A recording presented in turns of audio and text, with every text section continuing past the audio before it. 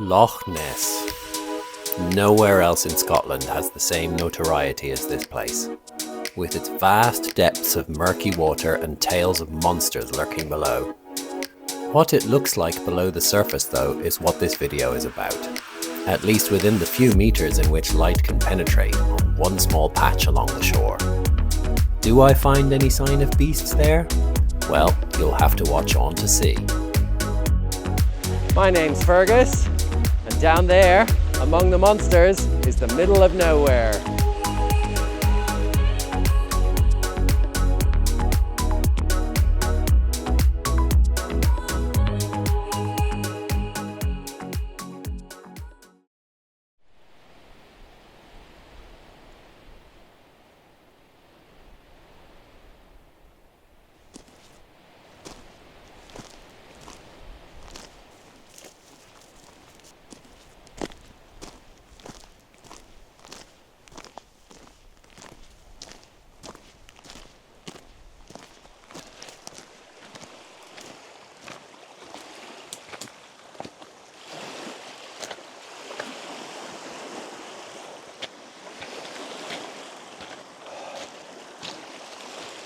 Well,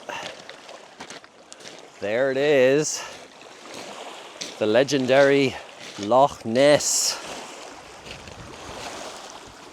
Along with some tourist boats going along. Someone sailing over there. This has to be the most well-known feature in Scotland.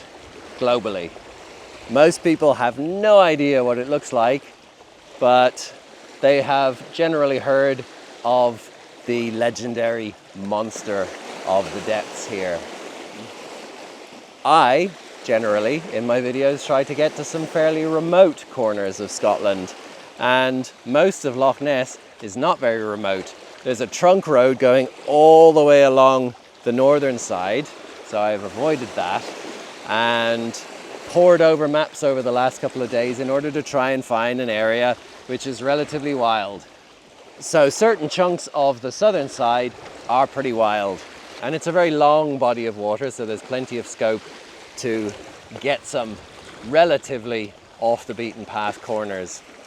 So I found a estate track which leads in here for about 3 or 4 kilometers walk and got me down without too much effort to this nice, deciduous, forested southern shore of the loch. Of course, this is another in my series of freshwater snorkeling explorations for this year. So I got all of my snorkeling gear in here. I won't be camping tonight, but I do want to explore the depths of the loch, at least the shallower bits. The real depths are pretty inaccessible. You would need a professional level submersible to get down there. But at least I can access the top few meters. I'm not sure if I'm going to see a lot, to be honest, and the chances of me seeing any monsters are even slimmer than seeing other kinds of life, but you never know. The problem with Loch Ness, as with so many low-lying lochs in Scotland, is that the surrounding countryside is filled with peaty soil, and the rivers that run into these water bodies bring that peat with them, and it makes them very, very murky. So they have this brown color, and you tend to lose most of the light in the first few meters. So we'll see how we do. I've got my drop camera, which I am going to lower down to about 10 meters once I get to a point which is 10 meters deep, and there'll be a little bit of bait on that which I can use to try and attract anything that might be swimming around. If I don't return with the drop camera, we can safely assume that there is a large beast in there that was hungry. Anyway, sun's shining, let's get in, because the sun does not always shine in this part of the world. Right.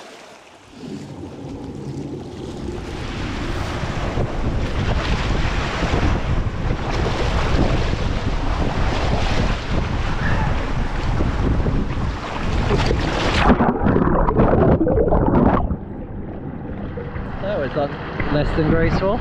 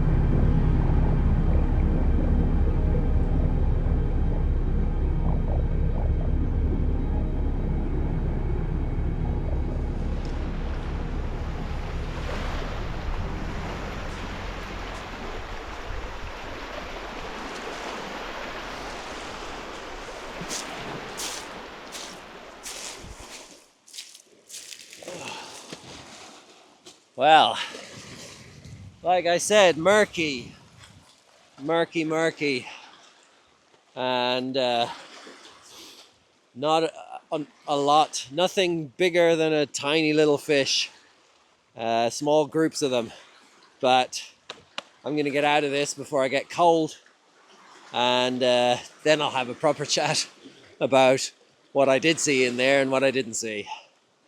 No sign of a giant monster, at least not with my eyes. Maybe with the 360 in the deep, if it saw anything.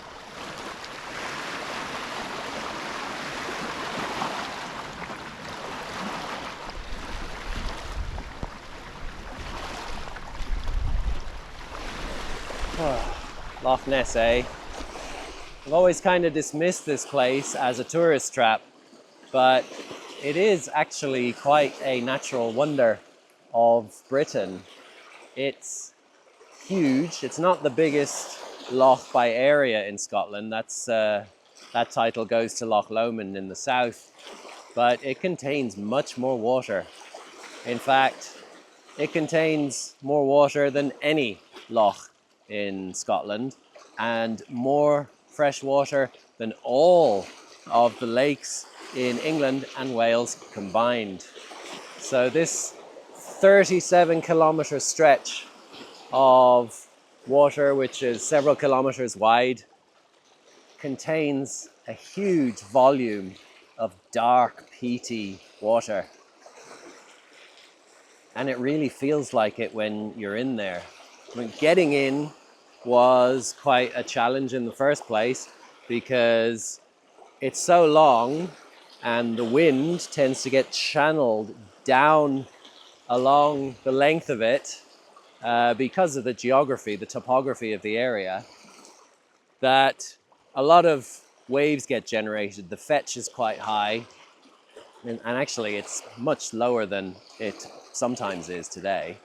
But you just get battered around trying to get into the water. It actually would have been much easier to get in probably on the touristy side today. But despite the fact that I didn't see any sign of large animals or monsters, the sheer scale of things is quite intimidating. Once I swam out a bit and the depth dropped off to more than about 5 meters, you can't see the bottom anymore. The water's just not clear enough. And although I was getting buffeted around a lot in the shallows, when I couldn't see the bottom and I dived down, everything got very calm. There was enough light to see around me at about, 7 or 8 meters or so, but the slope just keeps going. It just keeps dropping off at, 25, 30 degree angle into the abyss. and you can just see the darkness taking over if you go down just a little bit more. And I have to say, I found that really quite intimidating. Even though I know intellectually that there is not very likely to be a monster, just the darkness, the idea of the abyss below me, which I can't see, is really quite intimidating and creepy. But anyhow, who knows?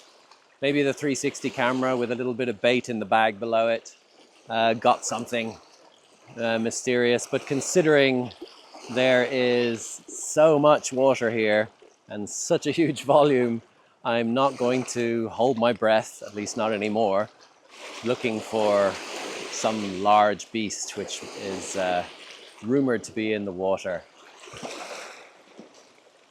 I do remember vividly this documentary which I taped on my Betamax video recorder in the 80s and I watched over and over, presented by Christopher Reeve, about dinosaurs, where he was talking about the possibilities of a plesiosaur or some other prehistoric beast living in these waters.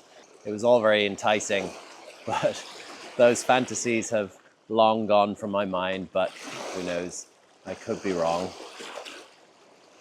Anyhow, the shallows have some interesting little features and a few teeny tiny little fish. But I'm aware that there will be people watching this video simply because of the location who don't normally watch the videos on my channel. If you like what you see, I have developed a habit of going snorkeling in freshwater lochs and rivers in Scotland. So there's a whole playlist that you can go to, and I'll put the link to that, and you can click on it and it'll just play through them one by one in the description below the video. In the meantime, I'm waiting for my stuff to dry, then I gotta walk back up that hill.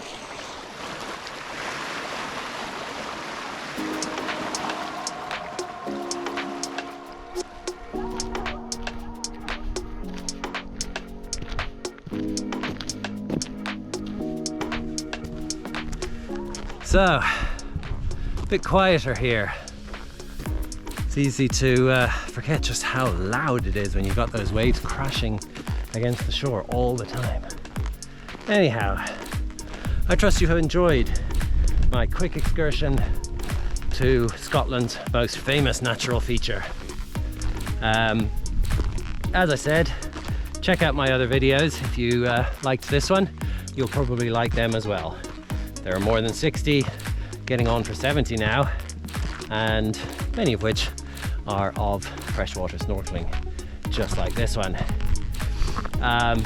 If you know anybody who is into this sort of stuff, then feel free to hit the share button and share the video or the channel with them.